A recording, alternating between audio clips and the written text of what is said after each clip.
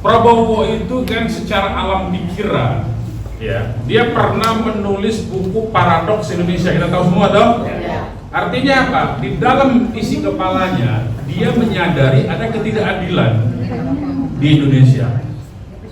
Beda dengan Jokowi, buku bacaannya Shinchan, dia mau ngaku sendiri kok, mau ngaku sendiri. Janji Allah bahwa kita itu sebagai manusia selama kita mau berusaha itu kan akan ada perbaikan. Allah tidak akan mengubah nasib suku kaum kalau kaum itu sendiri tidak mengubahnya. Artinya kan banyak sekali tuntutannya sebetulnya. Jadi kalau soal harapan ya ada saja. Cuman kan bagaimana cara mewujudkannya itu kan persoalannya, ya kan? Dan disitulah sebetulnya kita banyak menemui kendalanya di situ. Jadi tinggal bagaimana kita mengatasi persoalannya. Saya kira itu cara berpikir saja nanti soal itu. Kemudian tadi termasuk apakah Prabowo ada harapan ke depan? Ya ada sebetulnya. Jadi begini, saya sebetulnya begini ya, dalam konteks ini kita melihatnya jangan pakai sentimen, kita pakai data. Prabowo itu kan secara alam pikiran, ya, dia pernah menulis buku Paradoks Indonesia, kita tahu semua dong. Artinya apa? Di dalam isi kepalanya dia menyadari ada ketidakadilan di Indonesia. Beda dengan Jokowi, buku bacaannya Shinchan, dia mau ngaku sendiri kok, mau ngaku sendiri. Nah kita pakai data, ya kan? Jadi kita pakai data, dengan data begitu artinya kalau Jokowi tidak ada harapan untuk memperbaiki negara ini, apalagi anaknya. Kan nggak pernah tradisi di keluarga kami kan ada wawancaranya. Tradisi di keluarga kami nggak ada tuh baca-baca, main-main aja kita katanya. Lah, ya bagaimana berharap seperti itu? Bagaimana kita mau meletakkan harapan di sini? Tapi kalau Prabowo, dia menyadari ada problem di Indonesia. Orang kalau menyadari ada problem, berarti dia memikirkan cara mengatasi masalah itu. Otomatis itu, ya kan? Artinya kalau terkait dengan Prabowo, ini ada harapan. Tadi kembali lagi bagaimana mengatasi kendalanya. Kan tinggal gitu tuh. Ini kan Jokowi ini kan sudah berurat berakar ini. Nah ini yang perlu mungkin tadi itu katakan Edi Mulyadi tadi, ada yang bertugas untuk ke dalam memperbaiki dengan caranya. Yang mau diambil peran di luar ya silakan saja, tidak harus bermusuhan, jangan juga dituduh macam-macam. Kira-kira begitu aja kita sebetulnya, ya. Nah itu konteksnya. Apalagi misalnya tadi soal ada korban, selain korban HAM ada korban riba. Ya iya, ribanya sistem Pak. Riba di Indonesia itu ada sistemnya, pakai undang-undang itu. Ada undang-undang tentang perbankan. Di situ ada ribanya yang mewajibkan suku bunga, menetapkan kewenangan Bank Indonesia. Ada undang-undang tentang Bank Indonesia yang menetapkan, yang berwenang menetapkan suku bunga adalah Bank Indonesia. Ya memang sistemnya begitu. Nah kita sudah diajarkan dari Al-Quran, barang siapapun juga yang makan riba dia akan seperti orang gila kan, terkena penyakit gila. Jadi nggak bisa mikir intinya. Ya karena sistem keuangannya pakai riba, kan begitu. Akhirnya nabrak sana nabrak sini, cari solusinya tuh nabrak jadinya.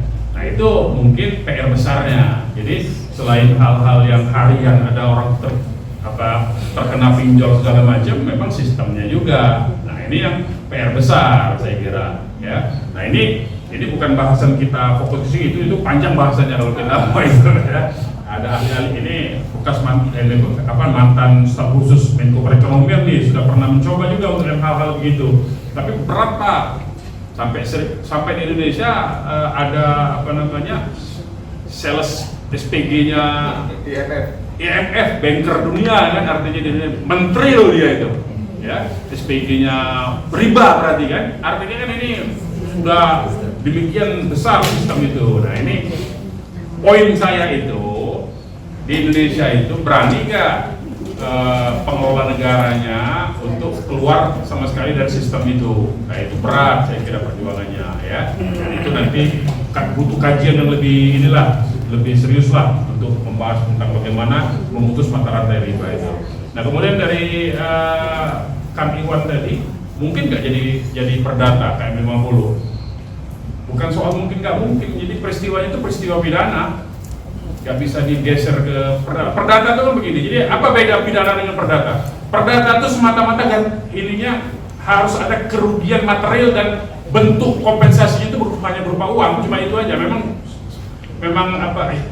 sistemnya dibuat perdata itu begitu. Jadi kalau kasus perdata itu pasti ujungnya adalah ganti kerugian. Nggak bisa yang lain-lain.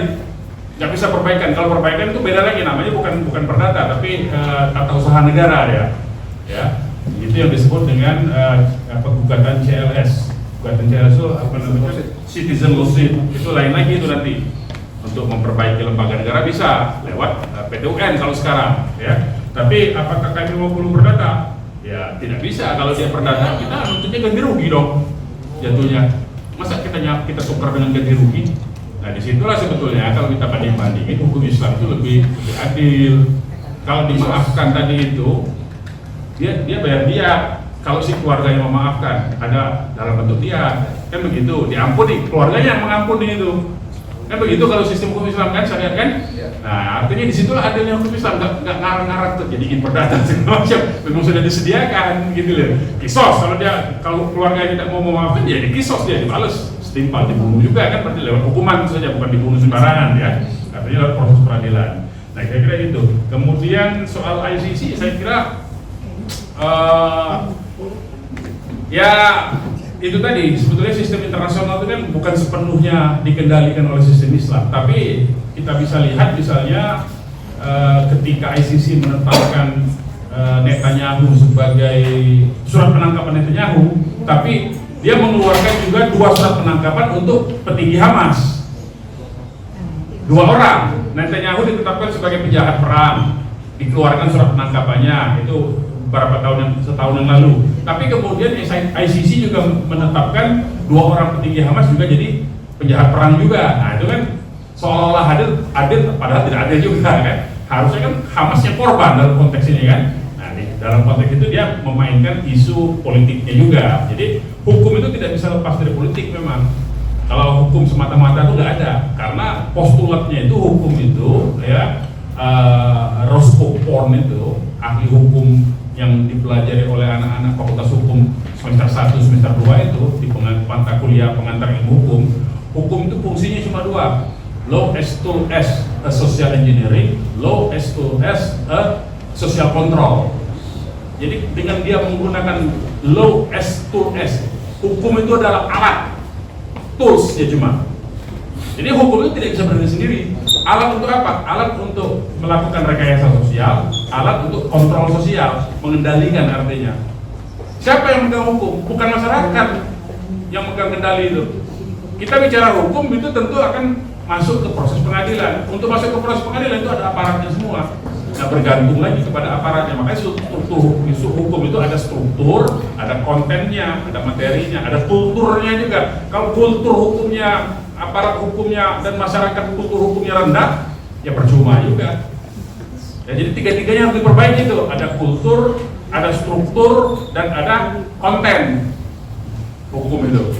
Ya, nah, jadi tiga-tiganya harus diperbaiki secara bersamaan, saya kira. Nah, kalau sikap korban, setahu saya sampai hari ini untuk KM50 sampai dengan sebelum Lebaran tadi, sebelum Ramadan, itu keluarga korban hampir tiap Jumat di depan Komnas HAM melakukan aksi, setahu saya. Nggak tahu apa sudah mulai lagi atau belum, tapi saya berharap itu terus dilakukan. Tadi kan contohnya dalam peristiwa 98 tuh, bukan, kan ada itu kelompok-kelompok yang aksi Kamisan. Iya, Kamisan ya. Itu aksi 98 peristiwanya. Peristiwa itu peristiwa 98 aksi Kamisan itu. Ya. Artinya dari 98 sampai sekarang udah 20 tahun lebih kan, masih konsisten dia. Nah, kita juga artinya dituntut. Jadi orang yang tidak berbasiskan pada syariat Islam saja, dia konsisten melakukan aksi Kamisan. Tiap Kamis tuh sudah yang ke 1000 sekian tuh kan. Nah, masa umat Islam tidak bisa meniru hal yang sama? Saya kira itu perlu menjadi contoh, saya kira. Makanya kalau ada aksi Kamisan, makanya aksi Jumatan. Nah, Jumat berkah. Bukan cuma mereka bagi makanan Pak. Ini hasil supaya proses Pak. Beda lagi Pak. Iya, di Komnas HAM. Itu saya sih berharap itu terus-menerus dilakukan. Mau soal nanti hasilnya apa itu soal lain. Yang penting kan kita dituntut konsistensinya untuk terus mendorong itu. Saya kira itu jawabannya. Apa tuh? Masalah lembaganya. Lembaganya itu bisa dibubarkan atau bagaimana? Kalau membubarkan lembaga itu tergantung satu tergantung presiden. Kalau dia bukan lembaga yang disebut dalam undang-undang dasar, kalau dia lembaga yang dibentuk oleh presiden seperti badan-badan, dia terserah presiden juga mau bubarin atau enggak. Kekuasaan ya.